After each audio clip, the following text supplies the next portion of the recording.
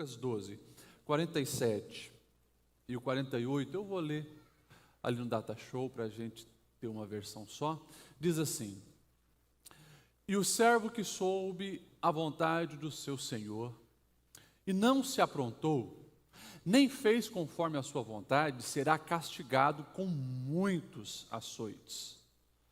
Mas o que a não soube e fez coisas dignas de açoite, com poucos açoites será castigado. A qualquer que muito for dado, muito lhe se pedirá, e ao que muito lhe confiou, muito mais lhe se pedirá. Vamos ler o final de novo ali, para ficar registrado no nosso coração esse versículo. E a qualquer que muito for dado, muito se lhe pedirá, e ao que muito se lhe confiou, muito mais se lhe pedirá. Amém? Pode se assentar. A minha versão diz: ao que muito for dado, muito será cobrado. Eu gostaria de trazer uma palavra reflexiva para a igreja hoje. Ou seja, essa é uma palavra para você sair daqui meditando. Numa canção que nós cantamos, eu falei para o maestro que foi inspiração de Deus ele ter escolhido para o repertório dessa noite, porque eu não combinei nada com ele. Nós cantamos e reproduzimos pelo menos 5 vezes o coro, fazendo uma pergunta. A pergunta que estava lá era: posso, tendo as mãos vazias, com Jesus eu me encontrar? Você, quando cantava, você respondeu no teu coração essa pergunta? Posso, tendo as mãos vazias, com Jesus eu me encontrar? E a outra pergunta é: quantas almas poderia ao Senhor apresentar? Você respondeu? Respondeu no teu coração? A bem da verdade é que a resposta para a primeira pergunta a gente sabe é negativa. Posso, tendo as mãos vazias, com o Senhor me encontrar? Pelo que a palavra diz, não. Quando nessa manhã eu meditava, eu acordei hoje com uma palavra latejando na minha mente. A palavra é o nome de uma cidade de Cafarnaum. Cafarnaum. Acordei com o Espírito Santo falando no meu coração e na minha mente. Cafarnaum. Cafarnaum é uma cidade que você não vai encontrar o nome dela no Antigo Testamento. O nome significa Vila de Naum, Vilarejo de Naum, alguma coisa assim. Naum, nós sabemos, foi um profeta. Os especialistas, estudiosos, historiadores, arqueólogos, eles acreditam que essa vila, essa pequena cidade, era a cidade onde ou foi enterrado o profeta Naum, ou onde ele viveu. Também não sabemos dizer. O que nós precisamos fazer para entender o recado de Deus é meditar o que aconteceu nessa cidade, a cidade de Cafarnaum. Essa aldeia de Naum é uma cidade que foi muito, mas muito privilegiada. Primeiramente, Mateus vai dizer no capítulo 4, verso 13, que essa cidade foi privilegiada porque lá morou Jesus. Mateus vai dizer que Jesus ele se retira por um tempo de Nazaré, que era a sua cidade, e ele vai para Cafarnaum. E a ideia passa no texto isso mesmo, Jesus foi morar. Agora imagine você, uma cidade pequena, com mais ou menos 1.000 pessoas, os historiadores chegam a dizer que era de 700 a 1.600 pessoas, uma cidade de 1.000 pessoas, você ter Jesus como vizinho. Jesus, um dos moradores daquela cidade. Ah, tudo de bom. A gente queria isso para nós. Com certeza. Imagine, Jesus caminhando nas ruas daquela cidade, Jesus passeando naquela cidade, na feira da cidade, você esbarra, oh Jesus! Maravilhoso. Privilégio que aquela cidade teve. Nós sabemos que naquela cidade, por mais que não era uma cidade exponencial, muito populosa, era uma cidade posicionada geograficamente muito bem, estratégica, porque ela ficava perto de outras cidades ali ao redor do Mar da Galileia, e lá os romanos colocaram uma coletoria de impostos. E quem era o coletor principal naquela cidade? Mateus, Levi, filho de Alfeu, que futuramente se tornará um discípulo de Jesus. Lá, naquele lugar, aquele homem que era um publicano, ou seja, um cobrador de impostos, ninguém gostava dele, rejeitava, eles tiravam o dinheiro do povo judeu para colocar na mão dos romanos, eram pessoas extremamente odiadas, soberbas, pessoas arrogantes, viviam com o soldado romano junto para proteger, porque senão os outros judeus queriam pegar ele. Todos viram a transformação que aconteceu na vida de Mateus. De publicano arrogante, ladrão, egoísta, se torna um seguidor de Jesus. Que transformação! E é aquele que escreve o primeiro evangelho, que hoje nós temos o evangelho segundo escreveu Mateus. Outro evangelista, Marcos, ele vai falar algo extremamente precioso sobre a cidade de Cafarnaum. Ele vai dizer que Jesus entrava na sinagoga de Cafarnaum. Sinagoga, para você que não sabe, era onde os judeus passaram a se reunir depois da destruição do templo. As sinagogas tiveram início nesse período entre Antigo e Novo Testamento, período de cativeiro, para eles não esquecerem dos ensinamentos do Senhor. E toda vila, cidade, aonde tinha algum judeu, tinha a sinagoga. E um judeu acima de 30 anos, por isso que Jesus se revela aos 30 anos, ele tinha liberdade de, quando estivesse numa sinagoga, não apenas ser mais ouvinte, ele poderia ser um participante e ensinar. E Marcos, no capítulo 1, verso 21, ele vai dizer justamente isso, que Jesus entrava na sinagoga de Cafarnaum para ensinar. Agora, olha o privilégio desse povo. Você parar para ouvir um sermão pregado por Jesus é outro nível. E a reação do povo também ficou registrada. Marcos, ele vai dizer, todos ficavam maravilhados com o ensino, porque lhes ensinava como alguém que tem autoridade. E não era igual os mestres da lei, os fariseus, saduceus. Que privilégio ouvir Jesus pregar ao vivo. Numa das ocasiões, o texto vai dizer, enquanto Jesus estava ali ensinando, chegou um endemoniado, possesso por demônios, e nós precisamos entender que sempre foi um mistério espiritual a questão de possessão demoníaca. Você ter a autoridade sobre demônios era algo que as pessoas queriam, os estudiosos, os mestres, os fariseus queriam, e de repente Jesus está lá ensinando, entra um endemoniado e na hora ele repreende aquele homem em ficação, na frente de todas as pessoas que estavam ali. Também nós vamos ter registrado por Marcos no capítulo 1, que numa das vezes que Jesus estava nessa cidade, muitos queriam ouvir ele falar, ensinar, e na casa que ele estava ficou lotada, provavelmente a casa da sogra de Pedro ou até a casa de Pedro. E de repente, enquanto Jesus ensinava, sujeira começa a cair, alguns farelos, sei lá mais o que, e de repente começam a quebrar o telhado. Descem ali um paralítico numa corda, deitado numa maca diante de Jesus. Jesus perdoa os pecados dele. Quando os fariseus olham para a cena e pensam, eles não falaram, eles pensam, quem esse homem pensa que é para perdoar pecados? Só Deus pode perdoar pecados. Jesus faz a leitura na mente daqueles homens e diz, para que vocês saibam que o Filho do Homem tem na terra autoridade para perdoar pecados, eu também digo para esse homem, levanta e anda. E na mesma hora, aquele homem se levantou, o milagre aconteceu, ele pegou a cama e saiu. Uau! Imagine você dentro dessa casa, ou na janela espiando, vendo a cena. Que privilégio! O texto também vai dizer que numa dessas estadias de Jesus ali em Cafarnaum, a sogra de Pedro, Pedro era casado, a sogra de Pedro fica enferma. E ela está na cama com uma febre altíssima, não tinha solução. Jesus toca nela, restaura a saúde dela, ela fica sem e começa a servir a todos.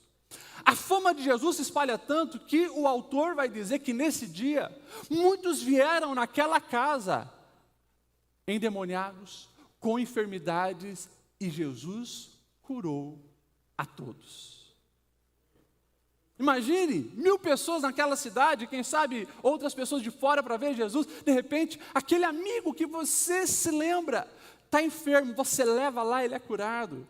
Poxa, aquele homem que vivia na entrada da cidade pedindo esmola, de repente está andando ali, porque ele era paralítico e agora está curado, um cego curado. Milagres e mais milagres aconteceram em Cafarnaum.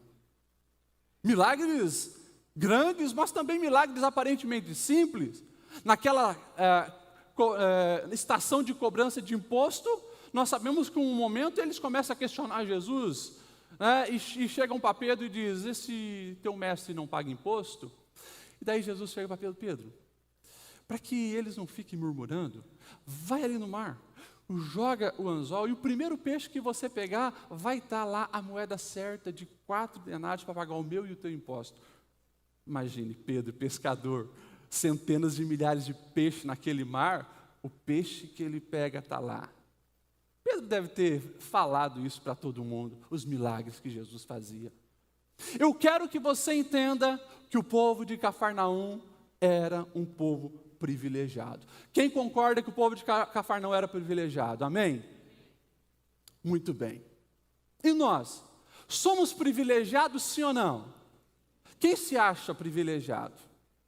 Nós somos privilegiados. É impossível você ouvir um vídeo de igreja perseguida, como nós olhamos e assistimos ali, e nós não enxergarmos o grande privilégio que temos. É impossível você não se ver como um privilegiado, sabendo que existem milhões de pessoas que nunca ouviram falar de Jesus, e você conhece a Jesus, está aqui numa igreja cristã. É impossível você não se ver privilegiado. É impossível você não se ver como um grande privilegiado, sabendo que países como Coreia do Norte não se pode mencionar a palavra Jesus, que você é espancado, podendo até morrer por isso. E você aqui pode cantar sobre Jesus, falar o dia inteiro a palavra Jesus. Eu e você, nós somos privilegiados. É impossível nós não nos enxergarmos como pessoas privilegiadas ao pegar esse livro na mão. São milhões de pessoas que não têm acesso às verdades do Evangelho, porque esse livro ainda não está na sua língua. E eu e você temos no mínimo 16 versões da Bíblia em português, para nós lermos, estudarmos, meditarmos. É impossível nós não vermos o privilégio que temos de poder ter no celular, na mão, em papel, até a prova d'água tem, e a gente poder ler e estudar, sabendo que em alguns países, se a pessoa for pega com uma folha dessa na mão, ela é morta. Nós somos privilegiados. É impossível nós não nos vermos como privilegiados pela liberdade de culto que nós temos. Você saiu de casa e quem sabe alguém até colocou lá no seu Facebook, partiu igreja. Isso é liberdade. Em alguns países, se você colocasse isso, na porta da tua casa já tinha lá um policial para te prender, para fazer você negar Jesus. Se você falar que vai virar um cristão, como nós vimos ali, os próprios irmãos, os próprios pais, os próprios filhos te denunciam. E você é espancado. Em alguns casos, como que nós vimos, consegue sobreviver, mas o tempo inteiro vigiado, repudiado da cultura. E nós aqui temos liberdade de adoração. As nossas igrejas ainda estão de pé, não está que nem na China, que estão destruindo todas as igrejas físicas, né, que eu digo a estrutura onde a igreja se reúne. Não é como muitos países, como Índia, como todo o norte da África que é varrido. Se as pessoas estão num lugar adorando e eles identificam que aquilo é uma igreja, as mulheres são abusadas, os filhos são levados como prisioneiros, os homens são assassinados, e eu e você temos aqui, na ADBlu, em Blumenau, Brasil, a liberdade de culto, a liberdade de adoração. Nós somos privilegiados. Privilegiados porque nós temos pessoas que nos ensinam a palavra. Pessoas que lançam a palavra de Deus na nossa vida. Só hoje na ADBlu aconteceram essa é a quarta reunião. Teve escola dominical, 10h15, momento de celebração, tivemos o culto às 17 horas e agora, mais uma vez, você está sendo ministrado pela palavra de Deus. A nossa alma está farta, a gente é edificado. Se você quiser, a partir de hoje, passar o resto da sua vida acessando o YouTube para ouvir pregação, só no canal da AD Blue tem mais de 3.000 pregações. Agora você imagine, né, em todo o YouTube e assim por diante. Nós estamos fartos.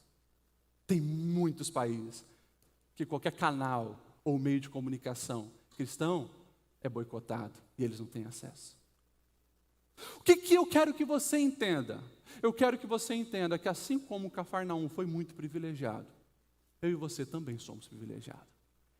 Nós temos um grande privilégio de conhecer o Senhor. Nós temos liberdade de adoração. Nós conhecemos coisas até que o pessoal de Cafarnaum não conhecia. O plano divino. Porque depois nós sabemos que Jesus morreu, ressuscitou, venceu a morte e nos deu a oportunidade da vida eterna. Eu e você somos privilegiados. Mas a mensagem não termina aqui. Eu preciso falar que privilégios vêm acompanhados de responsabilidades.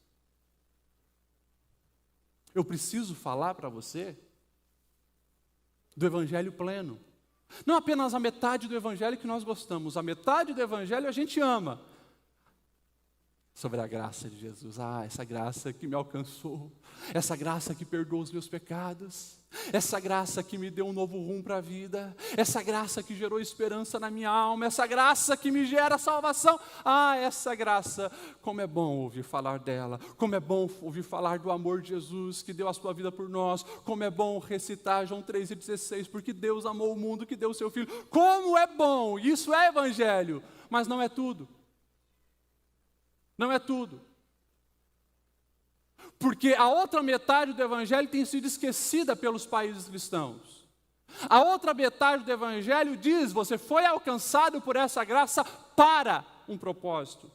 Você foi resgatado pelo Senhor para fazer algo. Todo privilégio vem acompanhado de responsabilidade. E o meu coração se enche de temor quando eu olho para Cafarnaum e eu vejo as últimas palavras de Jesus para aquela cidade que ouviu, percebeu, recebeu tantas coisas. Mateus 11, 23 e 24. Nós vamos ouvir as palavras de Jesus para o povo de Cafarnaum. E as palavras de Jesus são: tu, Cafarnaum, será elevada aos céus? Descerá até o inferno. Porque se em Sodoma e Gomorra fossem feitas as coisas que aconteceram em vocês, eles teriam se arrependido e haviam permanecido até o dia de hoje. Digo-vos, porém, que menos rigor haverá no dia do juízo para com Sodoma do que para contigo. A palavra é essa, é misericórdia, Senhor. Misericórdia, Senhor. Misericórdia de nós. Porque o Senhor, Ele está deixando bem claro: a quem muito é dado, muito vai ser cobrado. Cafarnaum viu coisas que Sodoma não viu. E o Senhor colocou uma expectativa de reação em Cafarnaum, e eles não reagiram. E o Senhor os compara com Sodoma. E deixa bem claro: no dia do juízo vai ter menos rigor para eles do que para vocês. O texto que nós lemos inicialmente é Jesus falando dos seus servos. Quando o Senhor chegar, ai do servo que for encontrado fazendo aquilo que o Senhor não aprova. Porque na mente do servo, o Senhor ia demorar muito, e ele chega de repente. E ele está fazendo festa, bebendo, desrespeitando os outros. E o texto também deixa bem claro, no versículo que nós lemos, sobre a questão de níveis de rigor. Porque o texto diz, o servo que está fazendo errado, mas ele não sabia o que o Senhor tinha orientado, haverá menos rigor do que aquele que sabia, mas não cumpriu. Quando eu olho para Cafarnaum, eu preciso também olhar para a minha vida, para a minha igreja. Eu, como pastor, que vos amo, eu venho aqui convidar você a repensar a sua vida. Repensar a sua fé. Repensar a sua maneira de viver. Porque eu estou deixando bem claro aqui. E eu acho que ninguém aqui não está entendendo o recado. A quantidade de culto que nós frequentamos. A liberdade de adoração que nós temos. O acesso à palavra de Deus que está disponível a todos nós. Tudo isso vai estar na balança no dia do juízo. Tem pessoas que estão sendo mortas nesse momento, porque queriam estar num culto como o nosso, poder sentar, abrir a alma, glorificar a Deus, pedir as bênçãos, e eles não podem. E muitas vezes nós estamos aqui pensando em quanto que ficou o placar do meu time de futebol. Nós estamos aqui oferecendo cultos medíocres ao Senhor. Nós estamos aqui pensando no jogo que a gente precisa pontuar no videogame. Nós estamos aqui preocupados com um monte de atividade que ficou para fazer na empresa. Nós estamos aqui distraídos. E o culto não acontece como deveria acontecer diante de um Deus que é santo, que é puro, que sonda o meu e o teu coração. Você parou para pensar nisso? Deus é um Deus que sonda o nosso coração. Diante de pastor você engana, diante da família você engana, diante desse Deus não. Como nós ousamos chegar aqui dizendo que viemos adorar? Com tantos pensamentos errados, com tanta distração dominando a nossa alma. Aonde foi que nós perdemos o rumo da nossa vida?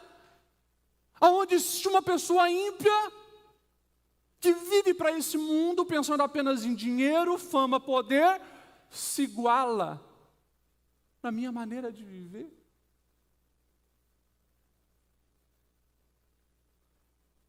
No dia do juízo final, tudo isso vai pesar. Pastor, mas então eu vou parar de vir na igreja, porque cada culto que eu vou pesa mais. Mas não adianta você parar, porque você já foi encontrado por essa graça. Você já experimentou o Senhor. E se você se tornou filho, se espera que você agora se comporte como filho. Mas é preciso entender que privilégio vem acompanhado de responsabilidade. Aonde está o amor pelas vidas? Aonde está o amor por quem se perdeu? Aonde está o amor por nações como essa, que estão precisando que missionários sejam enviados? Mas a gente se acostumou a vir para a igreja com uma mente perversa. A gente vem para a igreja desconfiado que o pastor pode ser ladrão. Então a gente dá resto, a gente dá sobra, e não uma oferta verdadeira. Porque a gente entrou no pacote que a mídia tem influenciado. A gente gasta mais com tantas outras coisas do que com obra de Deus. A gente vai para a empresa achando que Deus nos coloca lá é para ganhar dinheiro mesmo. E se esquece que em primeiro lugar, antes de ganhar dinheiro, sustentar a família, você é agente do reino. A gente passa por aquela pessoa na empresa que a gente sabe que está depressivo. A gente vê a nossa colega que está se separando, o outro está preso na droga e todo dia ele cheira uma carreira. E isso não mais mexe com o nosso coração. Nós estamos anestesiados para com aquilo que de fato tem valor eterno. Por quê? Porque nós estamos construindo o nosso reino. A gente está muito preocupado com o nosso reino. E a gente se esqueceu que Deus me colocou naquela empresa, naquela rua, naquela agência, naquele lugar, para mim ser representante dEle. Porque nós somos chamados para ser embaixador do reino de Deus. Mas a gente está sendo embaixador do nosso reino. Ai de nós!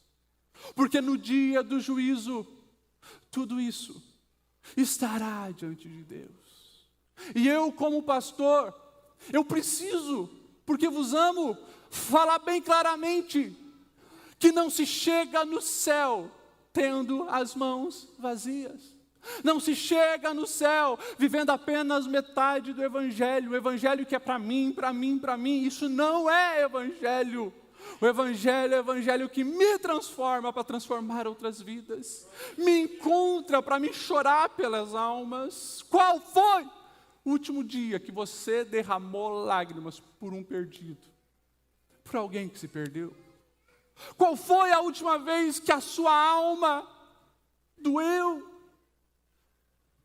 Qual foi a última vez, como diz Paulo, que teve dores de parto?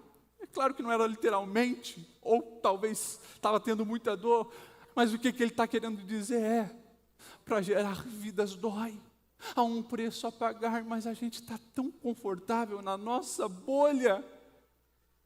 Puxa, interceder por essa pessoa que está perdida vai dar muito trabalho. Eu tenho uma reputação a manter, eu não posso ficar me expondo aí como cristão e milhões, milhares, ou vidas que teriam em você a oportunidade de uma transformação através de Jesus em você, estão indo para o inferno. Porque nós só queremos os privilégios e não as responsabilidades do evangelho. Mas pastor, eu sou um homem bom, eu sou uma mulher boa. Pastor, eu não bebo, não fumo, não uso droga, não me prostituo. Eu falei antes, eu repito. Deus não nos chamou para nós sermos conhecidos como o povo do não faz. O povo que não bebe, não fuma, não vai na balada, é os crentes. Não. Nós somos chamados para sermos conhecidos como o povo que faz a transformação na família, que faz a transformação no casamento, que traz alegria, paz, esperança para aquela empresa. Nós somos chamados para fazer a transformação na nossa cidade, em todas as áreas. Nós somos o povo que precisamos fazer alguma coisa. Porque a neutralidade é diabólica. Não, pastor Lediel, mas eu sou uma árvore que não dou fruto venenoso, não dou fruto ruim.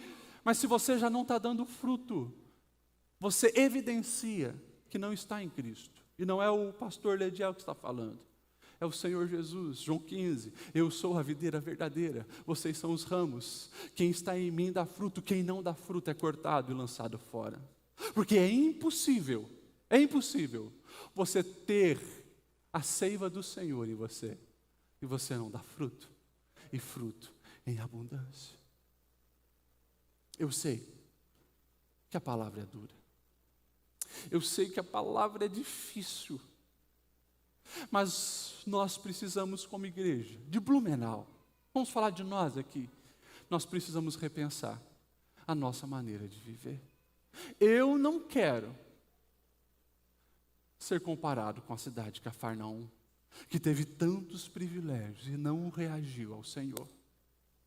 É impossível conhecer verdadeiramente o Senhor e não reagir entregando a vida a Ele. Mas o entregar a vida a Ele não é eu levantar a mão, mecanicamente vir na frente, preencher um registro de visitação e achar que isso basta. Entregar a vida ao Senhor é todo dia eu dizer: Senhor, eu não quero viver a minha vida, eu não quero viver para mim mesmo, para suprir os meus prazeres, para fazer as minhas vontades. Eu quero viver para Ti, Senhor. Eu quero ser a tua voz, eu quero ser a tua mão, eu quero abraçar como tu abraça, eu quero fazer a diferença na vida daquela pessoa como tu faria, Senhor. E é por isso que Jesus, Ele deixou bem claro: quem quiser vir após mim, negue-se a si mesmo.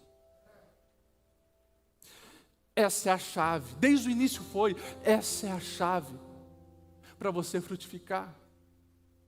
Porque essa é a chave que faz você negar o pecado. Essa é a chave que quando tem uma proposta de adultério você diz não. Porque eu já neguei a minha carne, eu não vivo para mim, não sou eu que estou no trono da minha vida, é o Senhor, eu vivo para Ele, não. Essa é a chave que te dá a força e a capacidade para você dizer não para aquele vício, não para aquela dependência, porque você não é escravo mais das suas vontades carnais. Você se tornou escravo de Cristo e é para Ele que você vive. Essa é a chave para você não entrar em corrupção, em mentira, em calúnia, em inveja, em ficar em fofoquinha, em diz que me diz que, em ficar cobiçando riquezas terrenas. Essa é a chave. É negar a si mesmo. E é por isso que nós somos uma nação cristã que tem pouco de Cristo. A culpa não é de governos, a culpa não é da marginalidade, a culpa não é do tráfico, a culpa não é dos homossexuais, não, é porque a igreja não está sendo igreja. Quando eu sou igreja, Cristo está em mim, o Espírito Santo rege a minha vida, e eu já sei que com Ele, mesmo em guerra constante, eu já sou mais do que vencedor, e nós vamos em frente. Eu oro para que você seja um remanescente. Eu oro para que essa palavra entre no teu coração e você realmente permite que ela gere vida, molde as tuas escolhas, as tuas decisões, e amanhã, a segunda-feira, não seja igual às outras segunda-feira, mas que seja diferente. Eu oro para que ao sair daqui você não volte a viver uma vida medíocre, pecaminosa, muitos presos no pecado, comendo na mão do diabo. Ah, foi lá na igreja, ouviu uma palavrinha dura, né? Mas eu sei quem tu é, vem aqui. Está aqui, ó, o teu lanchinho da pornografia, pega. Está aqui, ó, a tua cobiça, a tua lascívia, está aqui. E daí, Satanás te neutralizou, com culpa, com medo, com ressentimento. Mas o Pai nos chama para a liberdade. E só há liberdade quando nós nos tornamos, parece estranho, mas quando nós nos tornamos escravo dele. Quando a gente mata a nossa vontade, a gente vive para Cristo. A nossa vida é gasta naquilo que tem valor eterno. Vamos se colocar em pé. Começa agora a orar, fale com Deus, nosso presidente já vai estar orando pela sua vida. Eu quero que você olhe para dentro de você mesmo nesse momento. E que você diga: misericórdia, Senhor, não quero ser Cafarnaum, misericórdia, Senhor. Tem misericórdia de nós, temos recebido tanta palavra, tanto conteúdo, tanta sabedoria. Para quê? Se nem o pouco a gente está fazendo. Ah, Senhor, tenha misericórdia. Tenha misericórdia de nós, Senhor. Ore. Fale com Deus. Derrame a sua vida diante de Deus. Abra o seu coração e peça uma ressignificação na sua vida. Um novo rumo, um propósito de acordo com os céus, de acordo com aquilo que está no coração de Deus. Você não foi criado e projetado por Deus para viver apenas para esses dias aqui na terra. Há algo maior que você precisa cumprir aqui, mas que reverbera por toda uma eternidade.